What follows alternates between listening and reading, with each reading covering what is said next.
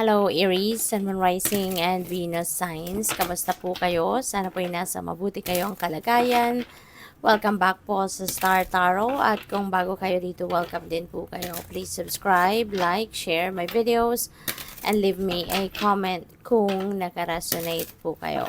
Thank you. Tignan natin kung ano yung mga messages ninyo um, for the month of March, no, regarding money, career, and finances.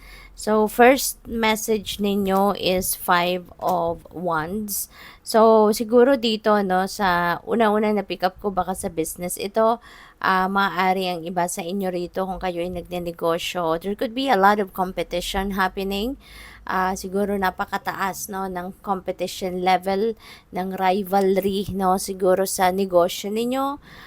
Maaaring maraming mataas yung level of competition dito. Maraming same business, no, or same kind of product siguro that you are selling.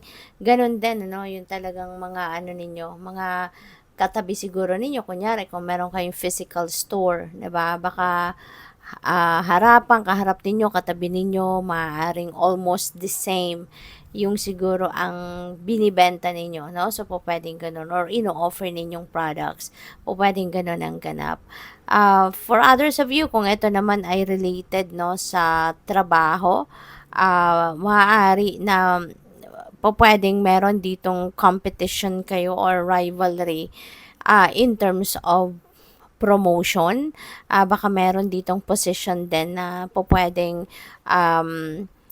ino-offer sa inyo, pero hindi lang din pala kayo yung may interest, no, sa position na yon, and maybe there are a lot of other people din siguro that are interested as well sa position na yon, kaya po pwedeng merong kakompetensya kayo rito, no? Po pwedeng maraming din ang nag-a-apply sa trabahong yon or sa position na yon.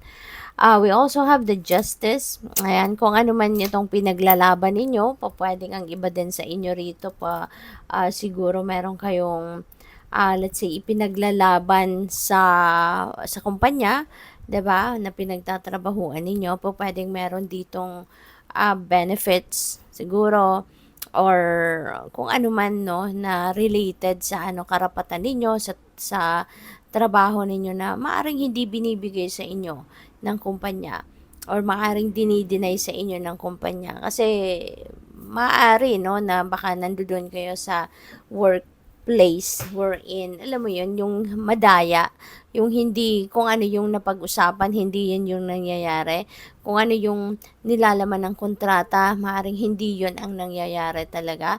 So, maaring yun ang ipinaglalaban ng iba sa inyo rito, no? If you are resonating with this message, so po pwedeng yung specific energy na to is sa'yo, no? Yun ang napipick up ko dito, na maaaring yun ang ipinaglalaban mo sa ngayon. Maaaring nag-complain ka na sa kinauukulan para iparating sa kanila, no, yung problemang kinakaharap mo sa employer mo. Pwedeng ganon.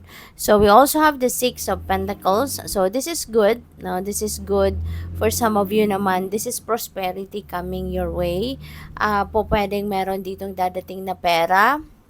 Po pwedeng babayaran ka na. Let's say, for example, ang pinaglalaban mo rito, baka hindi ka pinapasahod ng tama. Maaring the amount is not right according to the contract, or po pwedeng ilang buwan na delayed, no, yung sweldo mo. Pwedeng ganon. So, possible na baka maayos na yan.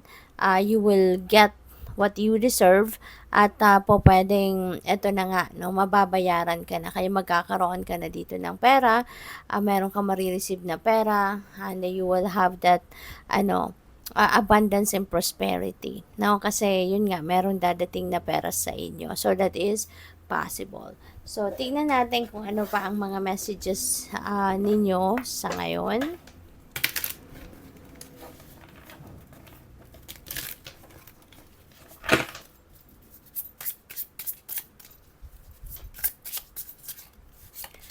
So we have closed excuse me, closed doors, no good job opportunities. The current job is coming to an end. So, you're going to start all over again. So, pwedeng hindi mo to makukuha, no? O pwedeng kung ang pinaglalaban mo rito is yung ina-applyan mong posisyon, or po pwedeng merong sumulot, no, merong susulot ng inyong promotion, so that is also possible. So po pwedeng hindi mo na yan tatanggapin, or po pwedeng hindi mo na talaga yan makukuha because maaring merong nakasulot talaga, no, so that is possible. Or po pwede rin, no, for some of you, on a different scenario naman dito, for some of Aries, other group of Aries, in the collective, po pwedeng magra-resign ka na lang sa trabaho mo. Maaring you are going to resign, maaring hindi ka na happy sa palakad ng kumpanya or sa pamamalakad ng employer mo. So, maaari, no, na parang mapapagod ka siguro dito sa ganung klaseng sitwasyon, 'di ba? Kasi you never know, baka mababayaran ka ngayon, pero maaring after that gano'n na naman ang sistema. Kaya maaring ang iba siguro sa inyo could be ayaw nyo nang mag-take risk uli, no? You're not going to take a chance muli, 'di ba? Kasi papaano kung the same na naman, 'di ba? And you're going to go through the same hassle, 'di ba? Kaya po pwedeng ang iba sa inyo baka magra-resign na lang kayo, and you're going to look for for a new job, you're going to look for a new employer, no, so pwedeng ganon. So you also have perfect fit, finding the right path, the fit with the soul, the ideal job, you're meant to be here. Wow, so napakaganda nito, Aries, kasi kung kayo talagang aalis, no, you're really going to put an end, you're going to close your doors dito sa current job mo, meron kang mapupuntahan, talagang mapupunta ka sa trabahong yun ang fit para sa'yo. You will be able to find that job na doon ka magiging kampante, magiging masaya, magiging komportable ka. Kumbaga mararamdaman mo na you really belong to that job, you really belong to that place, kung ano man ito. So, pwedeng mahahanap mo na yung ideal job mo. Maaring this is your dream job, 'di ba? Masiswertehin kang makakuha ka din ng magandang employer, mabait na employer, yung ganon. So, good luck sa'yo and congrats. We have authority. Take on the role of a leader and everyone will respect you. So, be self-confident, okay? Maaari, Aries, na ang mapupuntahan mong trabaho is a leadership role, no?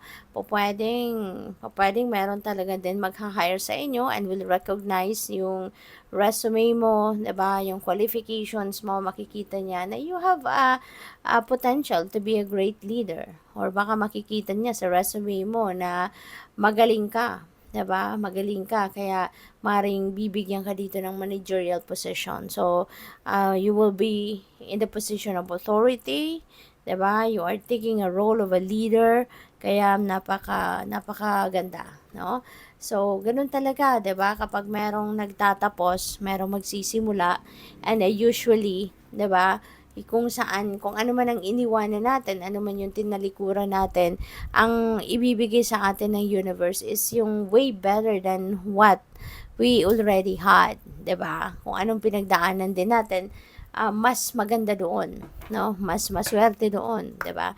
Ang ibibigay sa iyo. So, what else? We have pay bills. Ayan. So, probably, ang iba sa inyo rin sa ngayon, may mga bills, no, na kailangang bayaran. Maaring yun din ngayon ang siguro kinakalculate mo kung magkano yung babayaran mo, or baka yun ang mga aasikasuhin mo din, 'di ba? Since may pera ka nang dadating, mababayaran ka na, kaya maaaring mabayaran mo na din yung mga financial obligations mo. And this is really beautiful because you are heading towards the right direction. Kaya kayo mapupunta na dito sa perfect fit na trabaho para sa'yo. Kasi you will be guided, no? By the divine. Papunta kayo sa tamang direction. Papunta na kayo sa tamang kumpanya, papunta na kayo sa tamang trabaho na talagang will be aligned, no? With your core, aligned doon siguro sa pangarap mong trabaho, yung ganun ba?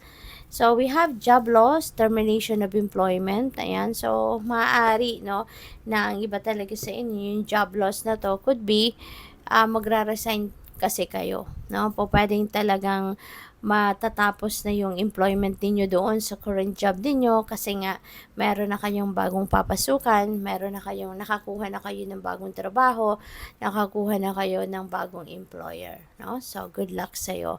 Thank you for watching Love and Light. Namaste.